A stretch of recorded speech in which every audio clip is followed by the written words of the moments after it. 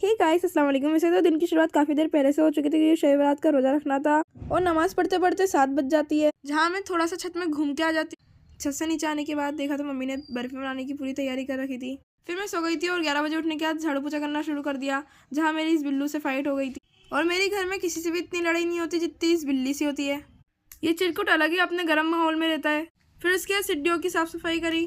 फिर चने अच्छे से भीग चुके थे तो मम्मी ने बर्फ़ी बनाने की तैयारी स्टार्ट करी। जहाँ मेरी मम्मी मुझसे जो जो कह रही थी मैं चुपचाप से उनको सारे सामान पकड़ा रही थी, क्योंकि कई बार ऐसा होता है ना कि मम्मी लोगों से काम बिगड़ता है लेकिन गुस्सा हमारे ऊपर करती है और अगर हम पास में रह जाए तो हमारे ही गाल में चिपका देती है। और मम्मा सुबह से किचन में लगी पड़ी थी, इसलिए टेम्पर के और हाई होने की संभावना हो सकती थी। इसलिए तुम लोगों को एक एडवाइस देती हूँ कि जब मम्मी समाज किचन में लगी रहे तो तुम्हें है ना वहाँ जाके है ना मतलब मस्ती वगैरह नहीं करनी है, ज़्यादा कुछ बोलना नहीं है, ज़्यादा सवाल नहीं करना वरना तुम जाओगे भैया। यहाँ मम्मी ने सूजी वाली बर्फ़ी रेडी कर ली थी। अब ये चने दाल वाली बर्फ़ी थी, जिसमें पहले चने दाल को घी में अच्छी तरीके से रोस्ट किया, फिर चीनी, कलर और मिल्क पाउडर ऐड कर रखा है। इसको अच्छे से मिक्स करने के बाद इसमें बाद में कोकोनट पाउडर भी ऐड कर देंगे।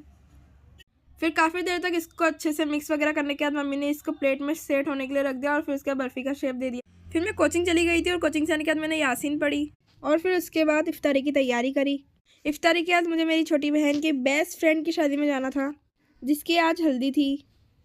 और ये सारा का सारा जितना भी तुम्हें नज़र आ रहा है ये सारा उसके शादी का सामान था, जिसको देख कर मेरी छोटी बहन कह रही थी कि उसको भी शादी करने का दिल है। और आज के लिए इतना ही, बाय।